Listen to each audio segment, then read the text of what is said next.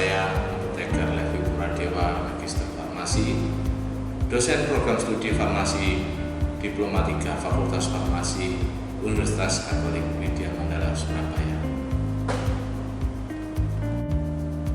Izinkan saya untuk menjelaskan mata kuliah yang saya ambil, yaitu Fisika Farmasi.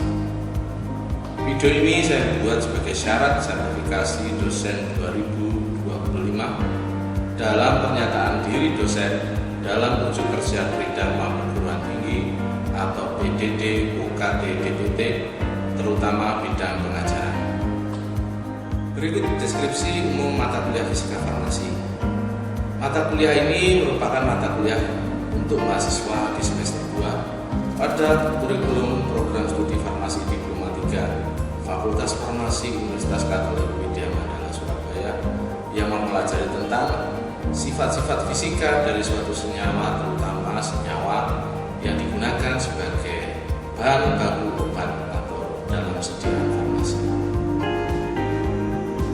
Capaian pembelajaran lulusan atau CPL yang diharapkan setelah menempuh mata kuliah ini adalah lulusan menguasai pengetahuan dasar tentang keilmuan farmasi. Capaian pembelajaran mata kuliah ini adalah mahasiswa diharapkan mampu memahami difusi, disolusi, reologi, koloid, mikromeritik, fenomena antarmuka, sistem dispersi kasar, sifat fisik molekul obat, kinetika reaksi, dan stabilitas obat. Referensi yang bisa digunakan mahasiswa dalam mata kuliah ini adalah beberapa buku mengenai farmasi fisika ataupun jurnal-jurnal yang terkait oleh fisika farmasi. Metode pembelajaran yang digunakan untuk mata kuliah ini adalah delivery, interaktif, dan assessment. Secara sinkronus meliputi ceramah, small group discussion, problem based listening yang melibatkan peran aktif dari mahasiswa dalam proses pembelajaran, penugasan mandiri, serta kelompok. Pertemuan yang dirancang sejumlah 14 kali pertemuan kuliah dan 2 pertemuan ujian, yaitu ujian tengah semester dan ujian akhir semester, sehingga total ada 16 pertemuan. 7 kali pertemuan dilaksanakan sebelum UTS dan 7 pertemuan dilaksanakan setelah UTS atau sebelum UAS. Metode asesmen yang digunakan untuk mata kuliah ini adalah presensi dan diskusi dengan total 10% untuk menilai soft skill dari mahasiswa, penugasan individu berupa tugas baik individu maupun kelompok dengan total 40%, kuis 10%, ujian tengah semester 20%, dan terakhir ujian akhir semester sebesar 20% untuk menilai ranah kognitif mahasiswa sehingga di total menjadi 100%. Berikut adalah video proses pembelajaran mata kuliah Fisika Farmasi yang saya ambil. Oke, selamat pagi semuanya. Assalamualaikum warahmatullahi wabarakatuh. Ya, ini pertemuan kita yang ke-8 ya setelah UTS. Gimana biasanya kemarin? Bisa?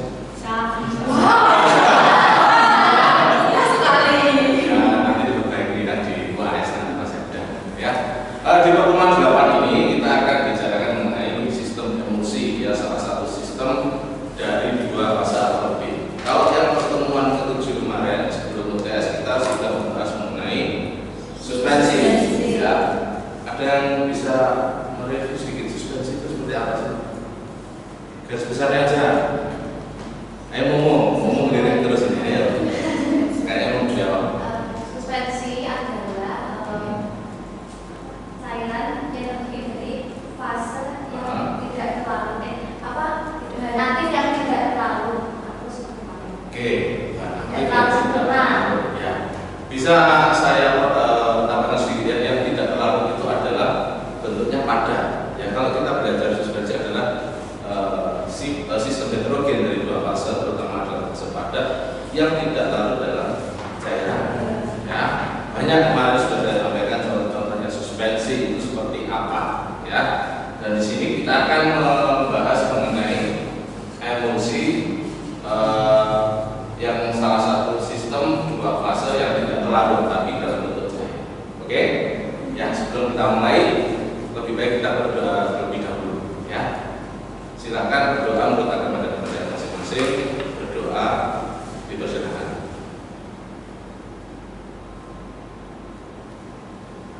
Berdoa selesai. Oke, sebelumnya ini sudah ada semua kan? Silakan lakukan presensi dulu di Syaratron atau di link ya. Saya kasih waktu 1 menit. Kurang Pak. Udah dipersiapkan ya. Wifi-nya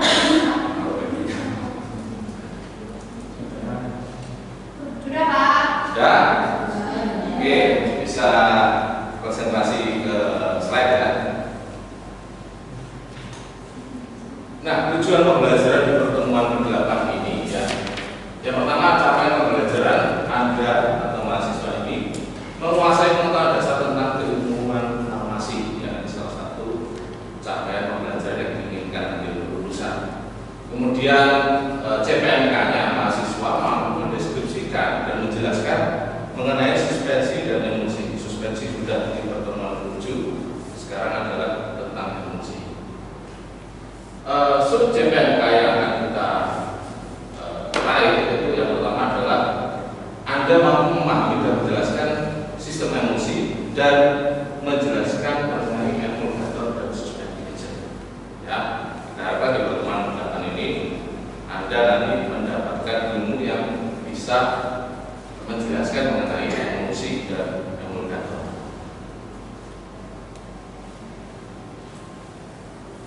Oke, ini adalah pengertian mengenai emulsi adalah suatu sistem heterogen yang tidak stabil ya. Tidak stabil, ini kita garis bawahi. Yang terdiri paling sedikit 2 cairan yang tidak bercampur. Kalau disuspensi adalah padatan, kalau ini adalah cairan ya.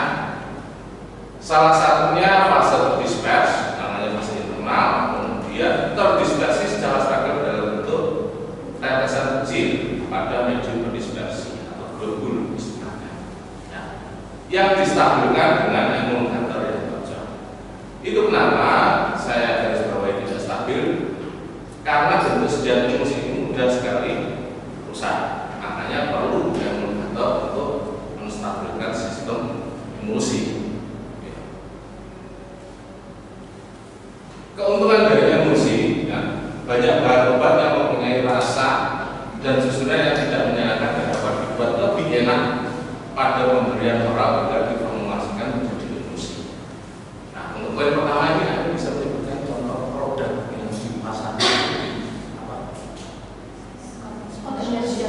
Scott Emulsion. Bahan aktifnya apa? Minyak ikan. Pernah merasakan minyak ikan? Pernah. Enak nggak?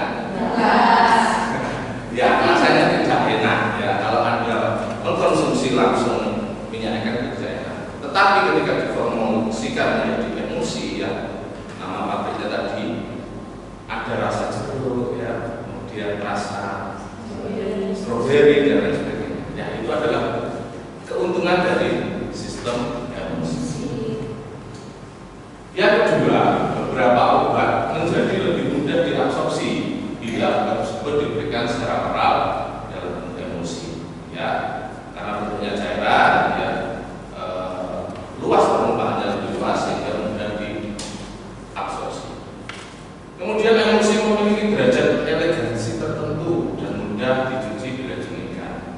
Artinya ini berkaitan dengan estetika ya. Dibandingkan Anda mengkonsumsi tadi ya, contohnya minyak ikan dengan emulsi, lebih enak mana Anda mengkonsumsi? Kalau dari penampilan emulsi ya lebih elegan ya. Masa Anda minum susu ya, contohnya salah satu emulsi adalah susu ya. Susu sama minyak itu kan lebih elegan minum susu kan ya, padahal susu itu juga ada kandungan minyaknya ya. Kemudian yang berikutnya formulator dalam mengontrol penampilan, viskositas, kekasaran atau greasiness-nya dari emulsi kosmetik maupun emulsi minuman. Ini berkaitan tentang sediaan drip. Ya. Yang berikutnya emulsi juga telah digunakan pada pemberian makanan yang berupa secara intravena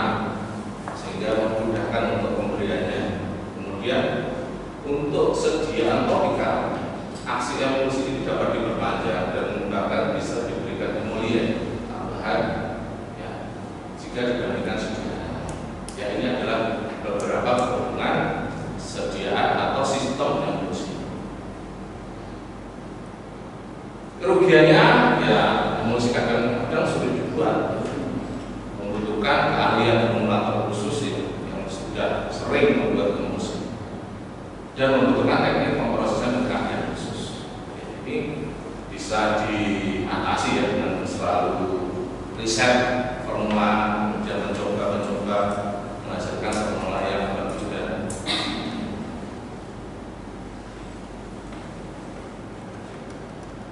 Beberapa aplikasi emosi di bidang farmasi Anda bisa baca sendiri ya.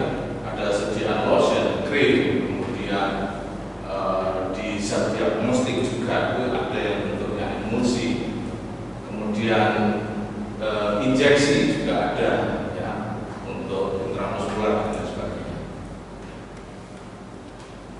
Nah, kita masuk ke tipe emulsi ya. Secara umum ada dua yang Anda ketahui ya, air dalam minyak atau minyak dalam air. Yang ketiga sebenarnya ada emulsi ganda, yaitu tipe emulsi yang menghadirkan 3 fase ya, bisa WOW atau WOW. Mudah diingat ya, water, oil, atau OHO ya. OHO, oil, water,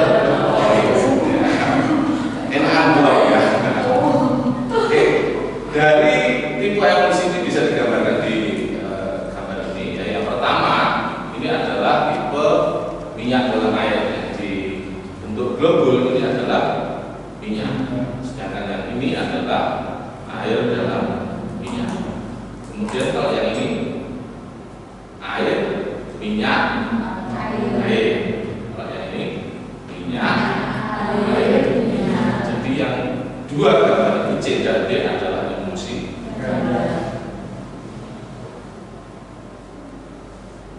Penentuan tipe emulsi itu ada beberapa macam ya. Ada pakai uji pengenceran ya. Kemudian ada juga uji konduktvitas yang akan diajarkan nanti di praktikum ya. Ada tes fluoresensi dan uji kelautan. Nah, tes ini penting ketika Anda nanti diuji sediaan, berpengaruh di stabilitas dari sediaan, baik itu emulsi cair maupun emulsi setengah padat ya. Kalau saya bilang emulsi cair, tentunya cair yang sirup.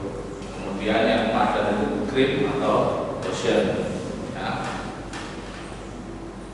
Ya, sedikit cerita saja di penelitian kami dosennya, saya sudah memberikan mengenai uji mutu krim dan berprofil ya pada tes penemajian. Ya. Salah satu tesnya adalah tes ini, penentuan tipe emulsinya ya. Apakah dia masuk minyak dalam air atau air dalam minyak. Kenapa harus ditentukan? Nanti akan saya jelaskan di slide berikutnya ya, mengenai permasalahan-permasalahan dalam sistem emulsi. Sampai di sini ada yang ditanyakan? Loh, pinter-pinter. Oke, kita akan bicara mengenai ketidakstabilan emulsi ya. Yang pertama adalah creaming dan sedimentasi. Creaming adalah gerakan ke atas dari tetesan-tetesan relatif zat terdispersi ke fase kontinu, sedangkan sedimentasi prosesnya kembalikan itu ke bawah atau mengendap ya. Faktor yang mempengaruhi ya pasti adalah viskositas medium dispersi dan berat jenis dari fase yang terdispersi ya. Cara mengatasinya yaitu pengurangan ukuran partikel yang berkontribusi meningkatkan dan mengurangi creaming. Jadi semakin kecil produk yang dibuat, ketidakstabilan ini bisa dikurangi. Kemudian ada agregasi dan flocculasi, yaitu penyatuan partikel, sedangkan coalescence adalah penggabungan aglomerat menjadi tetesan yang lebih besar.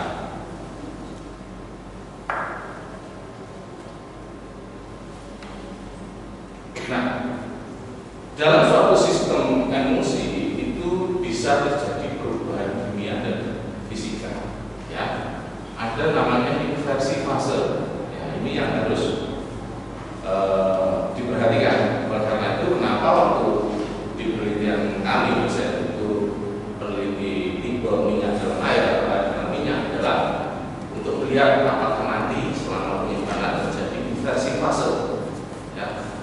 bisa dikatakan inversi fase itu adalah kembalikan tipe emulsi. Yang awalnya kita buat minyak dalam air bisa menjadi air dalam minyak. Ya. Itu adalah inversi fase. Secara gambar atau diagram bisa kita lihat ya seperti ini. Yang tengah adalah good emulsion atau emulsi yang terbentuk bagus dan stabil. Ya. Memang ukurannya pasti akan berbeda-beda karena dari kecepatan pengaturan atau pengaturan. Nah, bila terjadi coalescence, dia akan beraglomerasi menjadi butiran-butiran yang besar. Kemudian ketidakstabilan yang kedua adalah flocculation. Dari butiran kecil ini dia menyatu menjadi globul yang lebih besar. Ya. Kemudian creaming ya tadi ya terjadi perpindahan partikel ke atas. Ya. Kemudian kalau breaking artinya pemisahan fase. Di atas fase minyak yang paling bawah adalah fase air. Ya. Ini adalah bentuk-bentuk dari ketidakstabilan emulsi. Ya. Anda harus tahu juga ya ketidakstabilan ini disebabkan oleh apa ya, yaitu nanti melalui formulasi uji-uji. Oke, sampai di sini Anda tanyakan. Sebenarnya Anda sering bersinggungan dengan sistem emulsi, cuma Anda ini belum mempelajari secara apa ya betul-betul gitu ya. Waktu membuat emulsi yang di model kan manual ya Pak, kayak tangan. Itu kan pengadukannya kan beda-beda, kadang kecepatannya kita kan beda. Kalau saya kan sudah menelan, Ya. nah itu kan kadang pecah ya Pak. Ya. Pecah itu maksudnya gimana Pak? Pecah atau breaking di sini. Oh. Jadi dalam suatu sistem emulsi yang bagus, fase terdispersi itu harus dalam bentuk globul butiran seperti ini. Ya. Jadi ketika emulgator yang dipakai itu tidak cocok atau kurang, dia akan pertama biasanya adalah membentuk flocculasi seperti ini. Dia akan bergabung, lama-lama akan mempisah. Seperti itu masih bisa di atas atau sudah nggak bisa? Maksudnya direkonstruksi Misal ulang. ada penambahan apa yang bisa memperbaikinya, atau kalau sudah seperti itu berarti harus membuang itu? Kalau di industri setelah saya ya dibuang. Makanya ada formulasi secara ukuran lab ya, sehingga nggak terlalu banyak yang dibuang. Ya. Makanya untuk emulsi ini ya memang butuh penelitian lebih dalam, mencoba. Ya. Oke, dari ada pertanyaan lain? Kalau tidak ada, akan saya lanjutkan. Nah, karena sistem emulsi ini tidak stabil secara termodinamika, maka diperlukan penambahan namanya emulgator. Ya. Sifat emulgator yang diinginkan yang pertama itu harus efektif pada permukaan dan mengurangi tegangan antar muka sampai di bawah 10 dyne per sentimeter. Ya. Kemudian yang kedua harus diabsorpsi cepat di sekitar tetesan terdispersi sebagai lapisan kental, mengadiri yang dapat menjaga koagulasi. Ya. Kemudian memberikan tetesan yang potensial yang cukup sehingga tidak terjadi saling tolak-menolak. Harus meningkatkan viskositas atau kekentalan emulsi dan efektif pada konsentrasi rendah. Ya, jadi semakin rendah konsentrasi yang digunakan semakin bagus. Ini contohnya ya beberapa emulgator yang ada yang surfaktan, nanti bisa dibaca ya di slide yang sudah saya tunjukkan di link ya. Ada yang dari natural, ada yang padatan. Ini saya rasa Anda kenal ya, juga sering ketemu. Nah, kalau kita gambarkan emulgator ini seperti ini, ya, dia punya gugus yang hidrofilik dan gugus hipofilik. Untuk membentuk suatu globul, misal kita mau membuat emulsi minyak dalam air. Kalau seperti ini tipenya apa? Misalnya yang bentuk ini adalah gugus hidrofilik. Kalau yang kayak ekor ini adalah lipofilik. Nah, di gambar ini dia membentuk betul seperti itu. Menurut Anda, tipe emulsinya apa? Minyak dalam air. Betul ya. Benar. Lipofilik artinya dia gugus yang mengikat minyak ya. Lipofilik ya, yang seperti saya jelaskan, dengan fil suka ya. Berarti lipofil suka minyak, hidrofilik suka air ya. Jadi pada gambar ini yang terikat di globulin ini adalah pada sisi gugus lipofilik. Jadi surfaktan molekul ini dia mengelilingi minyak ini di dalam fase dispersinya atau medium dispersinya adalah air. Gimana kalau sebaliknya Pak? Misalnya kita buat air dalam minyak, sama seperti ini, cuma gugusnya yang berpindah ya. Jadi hidrofiliknya yang mengikat fase yang dispersinya yaitu air, yang ini mengikat medium dispersi. Oke, ini adalah mekanisme dari emulgator ya. Nah, beberapa emulgator itu juga sering digunakan sebagai suspending agent waktu pembuatan suspensi ya. Karena apa? Bisa meningkatkan viskositas.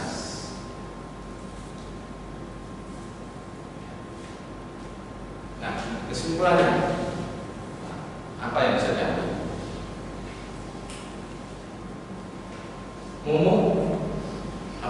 Kesimpulan apa dari pertemuan? Tidak apa-apa, apa yang bisa kamu dapat? Yang saya dapat ya beberapa tipe emulsi tadi seperti tipe air dalam minyak, yang dalam air, dan tipe ganda. Kemudian kayak misalkan emulsi seperti diluking, cracking, coalescence, dan lain-lain. Dan terima kasih. Banyak sekali yang didapatkan. Yang lainnya mungkin bisa dapat dari itu. Coba. Kalau saya dari kerugiannya Pak, dari emulsi ini cara pembuatannya agak sedikit Pak. Jadi membutuhkan pengetahuan yang lebih dalam pembuatannya. Iya, betul. Ya, jadi dibandingkan dengan sediaan yang lain, memang emulsi ini susah dan butuh keahlian khusus. Ya. Kesimpulan yang bisa saya tambahkan adalah sistem ini adalah dia tidak stabil secara termodinamika, ya. Makanya butuh keahlian khusus dan bahasa emulgator dan dengan kelebihannya bisa menjadi alternatif pilihan dalam menentukan sediaan farmasi. Kalau Anda nanti prefer ke bahan alam bisa, ya. Paling banyak bahan alam itu kan dia banyak minyak kan, ya kan, karena diminyakkan ya, kemudian ekstrak dari tanaman apa, ini bisa menjadi salah satu pilihan dalam pembuatan sediaan farmasi. Oke, itu saja yang bisa saya sampaikan. Untuk memperdalam pengetahuan Anda mengenai emulsi, ada tugas ya. Silakan dijawab, kemudian jawabannya diupload di admin 1 minggu. Ya, cukup untuk 1 minggu ya. 1 minggu itu berarti pertemuan berikutnya sehari. Sebelum hari A. Ya, semakin cepat semakin bagus ya. Karena pertemuan berikutnya kita akan bahas mengenai difusi dan disolusi. Ya, bagaimana suatu sistem obat itu atau senyawa melakukan mekanisme difusi dan disolusi. Ya, jadi sebaiknya segera dikerjakan karena nanti materi berikutnya akan saya upload di hari dan Anda semua harus baca, ya, baca dulu baru kita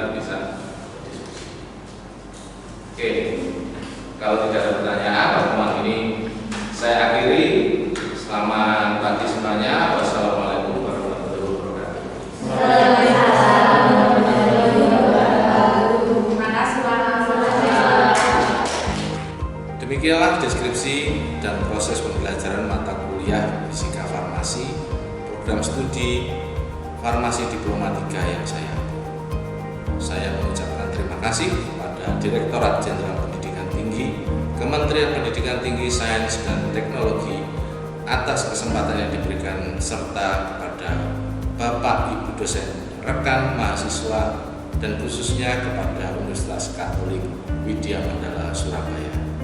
Saya mengucapkan permohonan maaf apabila ada kesalahan dalam tutur kata dan sikap saya. Wassalamualaikum warahmatullahi wabarakatuh. Salam sejahtera.